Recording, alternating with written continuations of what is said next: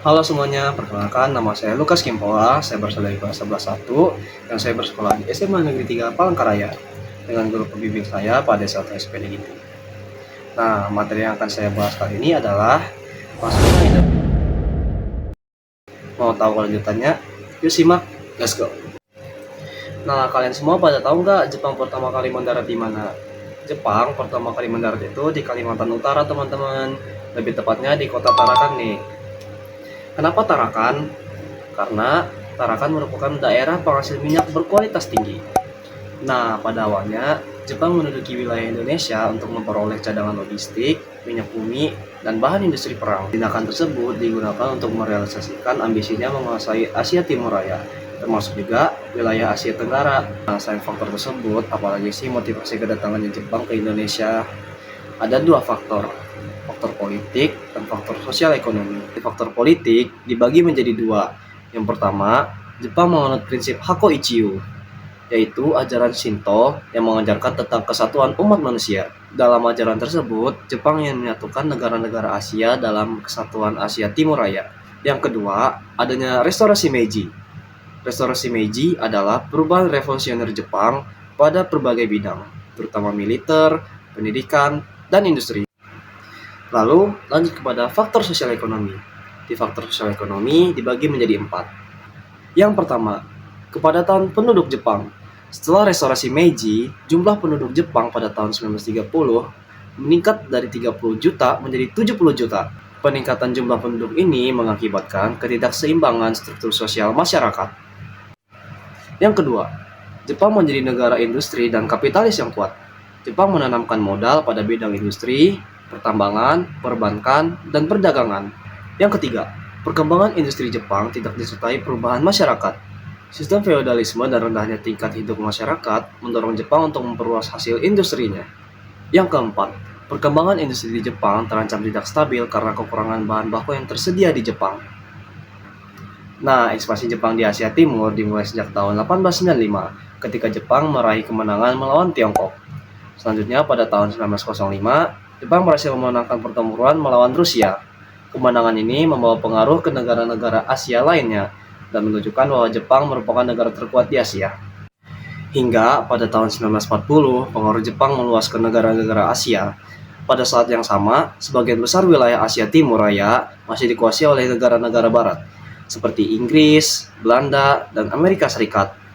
Amerika Serikat dan Inggris tidak senang dengan tindakan Jepang. Akan tetapi, kemenangan Jepang atas Rusia pada tahun 1905 membawa harapan baru bagi sebagian bangsa Asia untuk terbebas dari kolonialisme negara-negara barat. Negara-negara barat berusaha membendung ekspansi Jepang dengan cara menjatuhkan sanksi ekonomi dan perdagangan kepada Jepang. Selain itu, sejak 1 Agustus 1941, Amerika Serikat menghentikan ekspor minyak ke Jepang. Tindakan Amerika Serikat tersebut justru mendorong Jepang melancarkan ekspansinya ke daerah-daerah penghasil minyak, salah satunya Indonesia, atau yang kita sebut tadi di Tarakan. Lalu, munculnya Jepang sebagai kekuatan besar di Asia Timur menimbulkan kekhawatiran bagi bangsa Belanda di Indonesia. Sejak kemenangan Jepang atas Rusia, keberadaan orang-orang di Jepang Indonesia mulai dicurigai pemerintah kolonial Belanda. Pada 7 Desember tahun 1941, Jepang berhasil melakukan serangan terhadap pangkalan militer Amerika Serikat di Pearl Harbor, Hawaii. Sejak saat itu, Jepang berusaha mengendalikan wilayah-wilayah di kawasan Asia Pasifik, termasuk Indonesia. Nah, gimana ya kronologi kedatangan Jepang ke Indonesia? Kalian mau tahu? Biar saya jelaskan. Pada 11 Januari tahun 1942, Jepang pertama kali mendaratkan pasukannya itu di Tarakan, teman-teman, atau di Kalimantan Utara tadi. Jepang menguasai daerah-daerah di Kalimantan, yaitu 24 Januari di Balikpapan, Pontianak 29 Januari, Samarinda 3 Februari, dan Banjarmasin 10 Februari. Lalu, pada 16 Februari 1942, Palembang dan sekitarnya berhasil diduduki oleh Jepang. Pada 1 Maret 1942, tentara ke-16 Jepang berhasil mendarat di Teluk Banten Eretan Wetan daerah Jawa Barat dan Kragen daerah Jawa Tengah. Pada 5 Maret 1942, Batavia yang saat itu berkedudukan sebagai pusat kolonial Belanda dinyatakan sebagai kota terbuka. Lalu, pada 8 Maret 1942, Belanda menyatakan menyerah kepada Jepang. Setelah Jepang berhasil menduduki Batavia, Jepang melanjutkan invasi ke arah selatan. Kota pertama yang diduduki Jepang dalam invasinya adalah Buitenzorg atau Bogor. Pada 5 Maret 1942, Pasukan Jepang bergerak dari Kalijati menuju Bandung. Pasukan Jepang menyerbu Bandung dari sebelah utara dengan Ciater sebagai titik awal serangan. Akibat serangan ini, pasukan Belanda terpaksa mundur ke daerah Lembang. Meskipun demikian, pasukan Jepang berhasil menaklukkan Lembang. Pada 7 Maret 1942, Jepang berhasil merebut kendali atas Lembang. Letnan Jenderal Hitoshi Imamura meminta pasukan sekutu yang ada di Indonesia menyerah tanpa syarat. Apabila tuntutan tersebut tidak dipenuhi, Jepang akan mengultimatum akan melakukan serangan udara dari atas kota Bandung.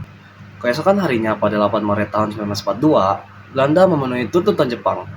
Gubernur Jenderal Jarl van Starkenborg dan Letnan Jenderal H. ter Poorten dan beberapa pejabat militer Belanda tiba di Kalijati untuk melakukan perundingan. Delegasi Jepang dipimpin langsung oleh Letnan Jenderal Hitoshi Imamura. Dalam perundingan tersebut, Belanda menyerah tanpa syarat kepada Jepang dengan menandatangani kapitulasi Kalijati. Penandatanganan perjanjian tersebut mengakhiri pemerintahan kolonial Belanda sekaligus menjadi awal periode pendudukan Jepang di Indonesia. Nah, pada awal kedatangan Jepang di wilayah Indonesia disambut bangsa Indonesia dengan penuh sukacita.